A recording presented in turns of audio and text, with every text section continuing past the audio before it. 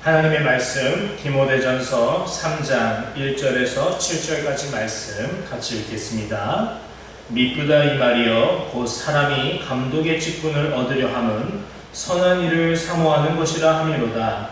그러므로 감독은 책망할 것이 없으며 한 아내의 남편이 되며 절제하며 신중하며 단정하며 나그네를 대접하며 가르치기를 잘하며 술을 즐기지 아니하며 구타하지 아니하며 오직 관용하며 다투지 아니하며 돈을 사랑하지 아니하며 자기 집을 잘 다스려 자녀들로 모든 공손함으로 복종하게 하는 자라야 할지며 사람이 자기 집을 다스릴 줄 알지 못하면 어찌 하나님의 교회를 돌보리요. 새로 입교한 자도 말지니 교만하여져서 마귀를 정죄하는 그 정죄에 빠질까 하며 또한 외인에게서도 선한 증거를 얻은 자라야 할지니 비방과 마귀의 올무에 빠질까 염려하라. 아멘. 오늘부터 온라인 예배를 이렇게 하게 되었는데요. 우리가 각자 가정에서 이 말씀뿐만 아니라 자녀분들과 함께 찬양하고 남편과 아내가 서로를 위해서 기도해주고 그런 가정 예배가 잘 회복되는 기회로 발판 삼았으면 합니다. 오늘 말씀의 주제는 목사의 자격입니다. 우리가 늘 설교를 할 때 목회자들의 입장에서 설교하기 때문에 보통 주제가 목사의 자격보다는 집사님의 자격, 권사님의 자격, 장로님의 자격, 성도로서의 본분 이런 쪽으로 치중하는 경향이 많지요. 하지만 오늘 저는 이 본문 말씀을 통해 여러분이 목사란 어떤 사람이어야 하는가라는 기준이 무엇인지를 알았으면 좋겠습니다. 요즘 코로나 사태가 많이 번지고 있지요. 근데 그 중심에 변명할 수 없는 사실이 있다면 안타깝게도 교회가 그 한 몫을 담당하고 있다는 것입니다. 뉴스를 날마다 볼 때마다 마음이 아찔하고요. 식당에 가서 밥 먹을 때마다 눈치가 많이 보입니다. 혹시 저 사람이 내가 교회 다니는 걸 안다고 한다면 나에 대해서 미워하진 않을까? 도둑이 제발 저린다 라는 속담은 어울리지 않지만 그런 식으로 저도 마음이 많이 졸이더라고요. 그러나 그럴수록 우리가 더 낙심하지 말고 그래 다시 시작하자. 다시 기초를 바르게 쌓아가자. 왜일까요? 우리는 교회입니다. 교회이기 때문에 그저 교회 다니는 사람 그냥 누가 나를 교회에 인도했으니까 나도 교회 다닌다 이런 제3자의 멀찍이 떨어진 입장으로 교회 다니는 게 아니죠. 주님의 몸된 교회를 내 몸같이 사랑하는 마음으로 교회를 사랑하고 성도를 사랑하고 교회의 주인 되신 하나님 아버지를 사랑하는 마음으로 다니지 않습니까? 그렇기 때문에 우리에게는 사명이 하나 있어요. 어떤 사명일까요? 주님의 몸된 교회를 바르게 세우는 사명이 있는 거예요. 그래서 교회는 누구 한 명에게 일방적으로 권력이 이양되지 않습니다. 교회는 민주적인 공동체이기도 해요. 누구 한 사람의 의견이 압도적일 수가 없고 모든 사람이 함께 의논하고 회의하고 함께 교회 공동체를 이루어 가야 합니다. 물론 목회에 대해서 교회를 어떻게 세워갈 것인지 부분에 있어서 목회 부분에 있어서는 목회를 전문적으로 배운 사람이 목회자가 가장 중심이 되죠. 그러나 재정에 있어서는 누가 중심이 될 수 있을까요? 목회자만 중심이 될 법은 없어요. 목회자가 어떤 비전을 갖고 있다 할지라도 목회에 대해서, 즉 말씀과 기도의 부분에 있어서는 목회자가 리더를 감당하지만 다른 부분에 있어서는 하나님께서 그 교회, 목회자보다 더 좋은 재능을 가진 사람들을 보내주시기 때문에 모두의 힘이 필요한 거예요. 목회자를 세우는 일은 그러면 어떤 일일까 생각해 봤는데 목회자를 세우는 일도 이와 같더라라는 거예요. 목사님이 내가 가고 싶다고 해서 교회에 나를 고용하시오, 나를 청빙하시오, 나를 목사로 세우시오 이런 법 없지요. 이런 법이 없어요. 목회자가 세우는 과정은 그 교회 성도들이 서로 회의를 맞춰서 의논한 후에 합의가 되어서 목사님을 세우는 거예요. 목사님을 청빙하는 거예요. 그죠? 결국 목사님을 세우는 사람의 시작은 뭐라고 할 수 있을까? 저는 성소님들로부터 시작된다라고 봅니다. 오늘 말씀도 아니나 다를까 이 부분에 대해서 다루고 있는 말씀이에요. 목회자를 세울 때 있어서 어떤 사람을 목회자로 세워야 되는가? 어떤 사람을 목회자로 안수를 주어야 하는가? 어떤 사람을 목회자로 추천을 해야 되는가? 이 디모데전서가 디모데에게 하는 바울의 말씀인데, 디모데가 하나님께서 그에게 교회 목회를 맡기셨을 때 디모데에게 하는 말씀이기도 하지만 동시에 감독을 세우려고 한다면 앞으로도 교회 목회자가 새롭게 나올 것이고 그 다음 세대에도 또 어떤 사람이 목회자가 될 것인데 아무나 주지 마라. 목회자는 아무나 세우지 마라. 목회자는 자격이 높아야 한다 라고 말씀을 하는 거예요. 본문을 보세요. 3장 1절 미쁘다 이 말이요 곧 사람이 감독 즉 목회자죠. 목회자의 직분을 얻으려고 함은 선한 일을 사모하는 것이라 하미로다. 아멘. 첫 번째부터 말을 하고 있어요. 첫 번째, 목사는 선한 일을 사모하는 사람입니다. 목사가 선한 일을 사모하지 않는다면 목사 자격이 없는 거예요. 선한 일을 하고자 하는 마음이 없는데 그냥 어렸을 때부터 꿈이 목사니까 사람들이 너 목사 되면 좋겠다라고 말하니까 또는 내가 교회 목사가 되면은 나도 저 높은 강대상에 서서 사람들을 내려다보면서 와 나만의 어떤 왕국을 건설할 수 있겠지 말도 안 되는 생각을 하는 사람이 꽤 많아요. 그래서 목사의 자격은 아무에게나 가면 안 된다는 것이 첫 번째로 이런 이유이기 때문에 모든 목회 지망생들이 선한 마음으로 지망하는 게 아니더라라는 거예요. 100명이 신학교에 가면 마지막에 살아남는 사람, 살아남았다라는 표현보다는 마지막까지 자기의 자리를 지키며 하나님의 말씀을 최선을 다해서 공부하는 사람 몇 명일까요? 물론 중간에 자기 나름 사정이 있어서 목회의 길을 더 이상 걷지 않는 사람도 있어요. 그건 주님께서 그에게 또 다른 길로 부르셨기 때문이라고 생각합니다. 그러나 계속 목회의 길을 간다라고 말을 하지만 행실도 그러지 않고 마음도 생각도 하나님의 의로우신 뜻을 따라가지 않는다면 그런 사람이 나중에 커서 목회자가 될 때 어떻게 될까요? 예수님께서 늑대와 양의 비유를 하셨잖아요. 양을 잡아먹으려고 늑대가 양의 탈을 쓰고 온다. 그러므로 너희는 누굴 조심해라? 양의 탈을 쓰고 들어온 늑대를 조심해라라고요. 네, 오늘날 목회자라고 불리우고 있지만 진실한 목회자, 참된 목회자가 얼마나 있는지는 잘 모르겠습니다.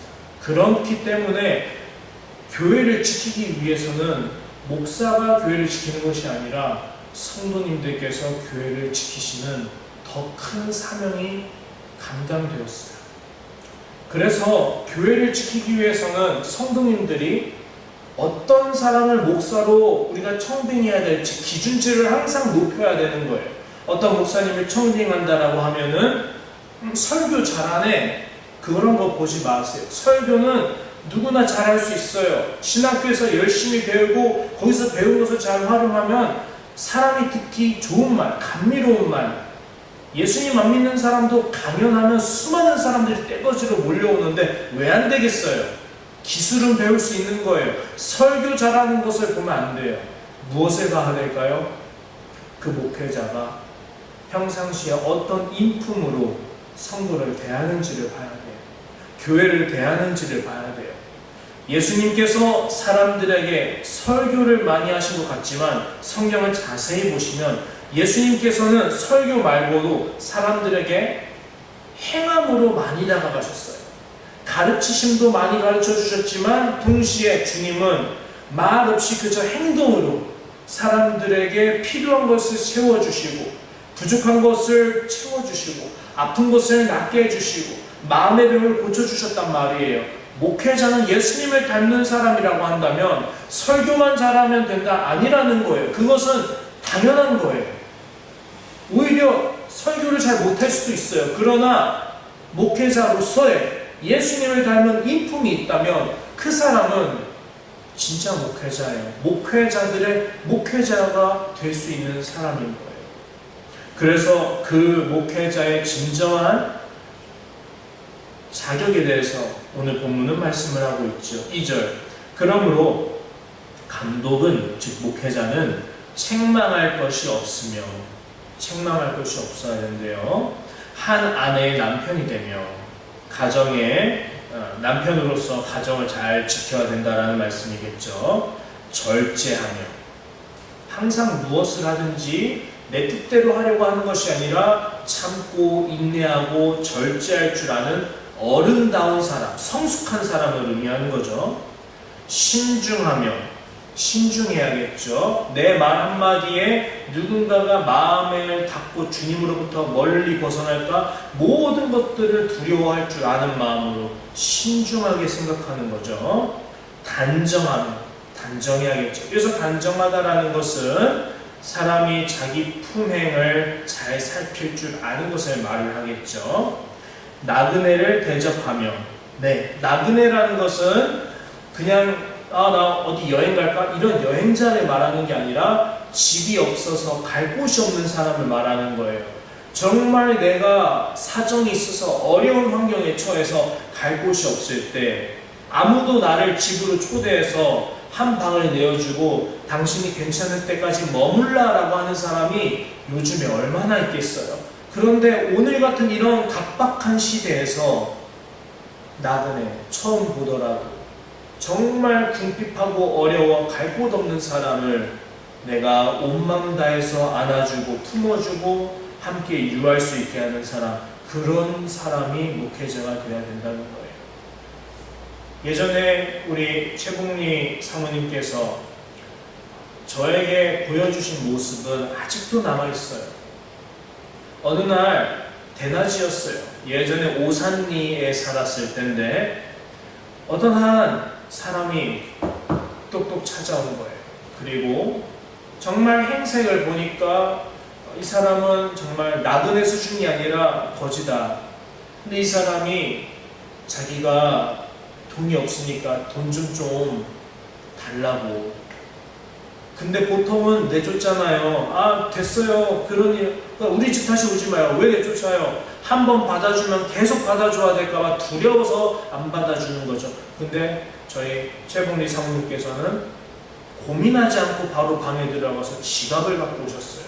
그래서 자기가 갖고 있는 돈에 엄청 큰 돈인 몇만 원을 그 사람에게 쥐어주시고 이걸로 밥 사 먹고 목욕도 하고 교회를 다시 오시고 예수 믿으시오. 그것을 기회 삼아서 오히려 예수님의 사랑을 전했어요.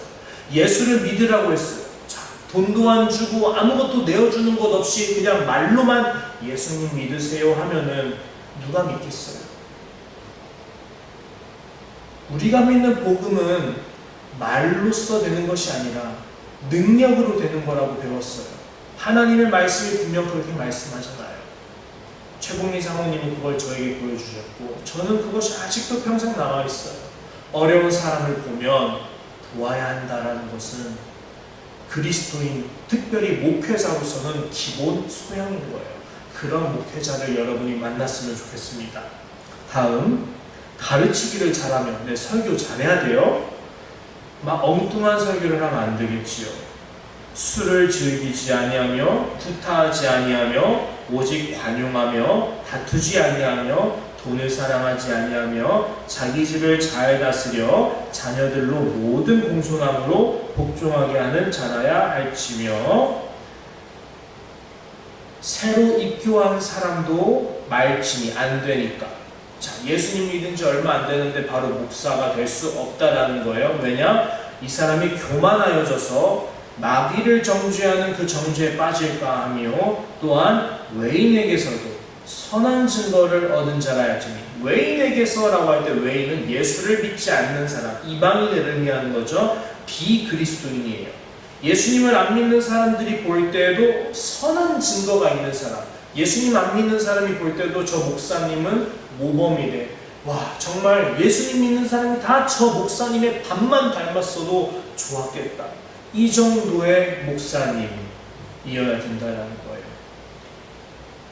술에 임박히지 아니하고 더러운 일을 탐하지 아니하고 이건 집사님의 자격이니까 7절까지 이렇게 했어요.